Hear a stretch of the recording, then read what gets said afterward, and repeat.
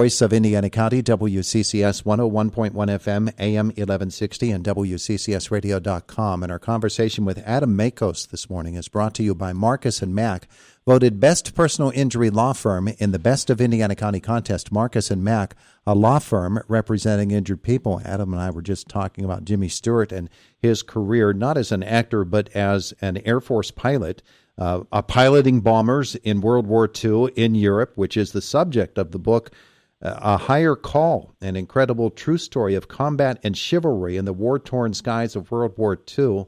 And Adam, it's wonderful to have you on the air with us this morning, but it's kind of, I have to be careful with this interview because it's such a great story. I don't want to give away too much. Oh, that's how you know you have a great story, Todd, when it's, you're afraid to spoil the ending, but you want people to enjoy, the journey. And so let's tell them as much as you want. I'm all for it. Well, I want to start by talking about the two prime characters in this very true story. One is a fighter pilot from Germany, flying for the German Army, the Luftwaffe. The other is a bomber pilot from the United States, a guy from West Virginia named, of all things, Charlie Brown. And let's visit with both of them and start with Franz, because that's where you start the book, actually. And let's meet him. Franz Stiegler was a young man growing up in the interwar years in Germany at a time when, I think Germany didn't know who they were coming out of World War II or World War I. And so Franz, his father was a veteran of the war, and his father always told him, that there's no worse duty than having to kill your fellow man.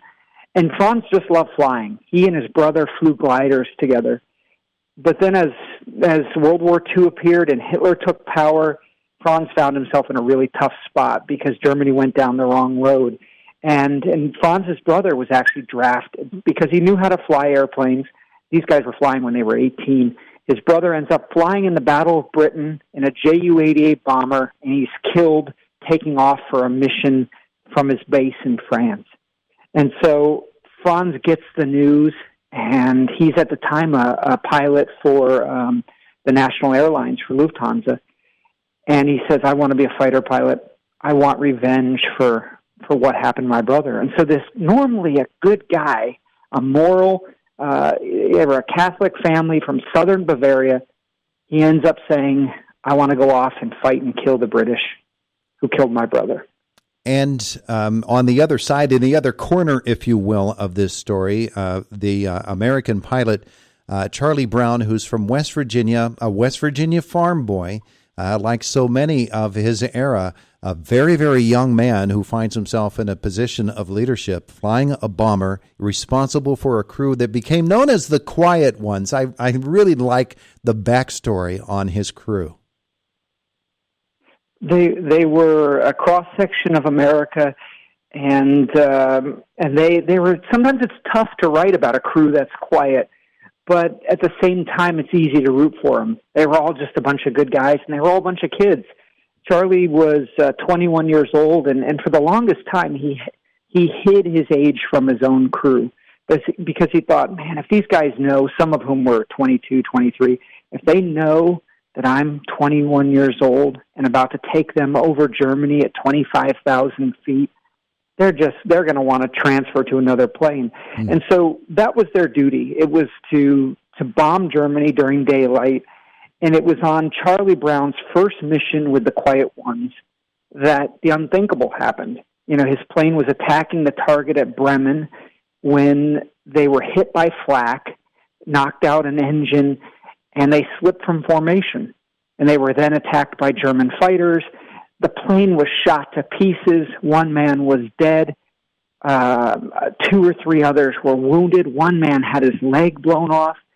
He's got an ambulance behind him in this aircraft, and it spirals out of the sky. He barely recovers, and he just sets course for the North Sea, trying to get back to his base in England.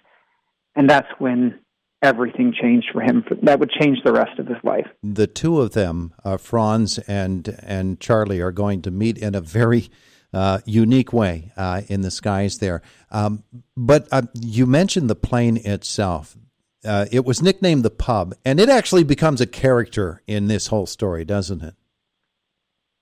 It really does, because the B-17 was very much their home away from home. And for these young guys, this plane took a lot of punishment. It was a Boeing aircraft. It was built with the highest standards of the day. It was revolutionary for the late 30s when it was introduced.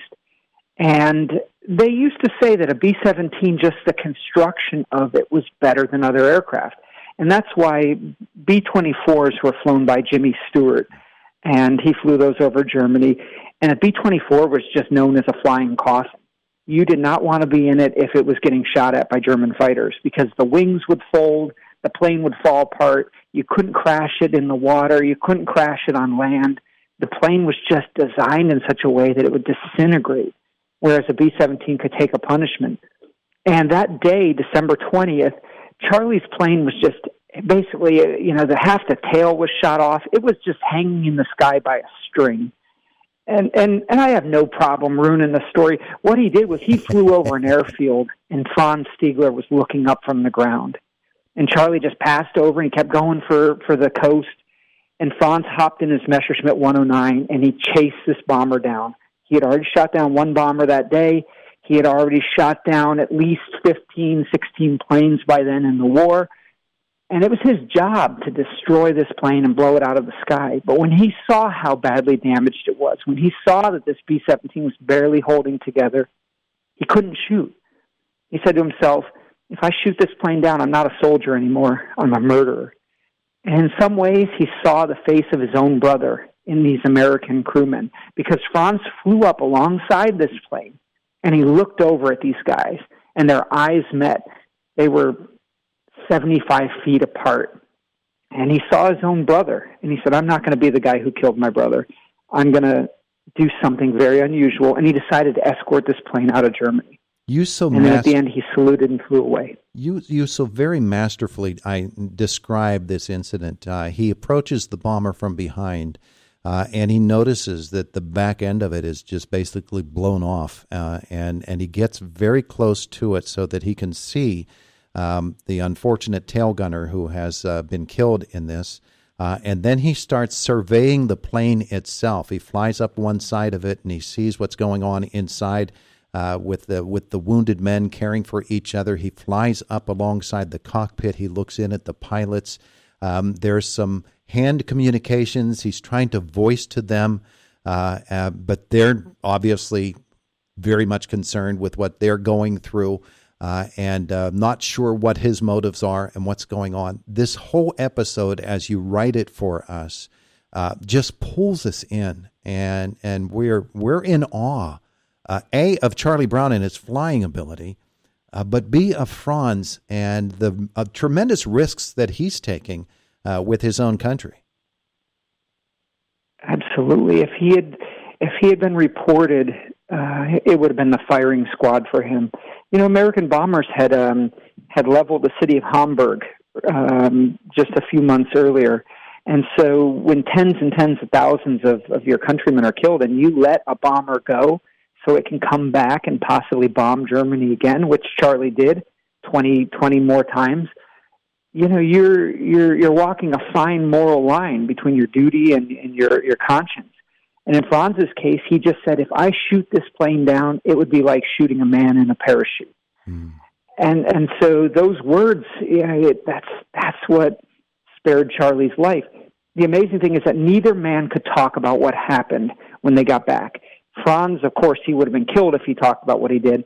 Charlie, when he started telling the story, the brass came back and they said, put a lid on this thing. This cannot go out to the newspapers in America. We are not giving you guys medals. This has never happened. Because in 1943, you couldn't have stories of a good German at a time when we're still trying to win this war.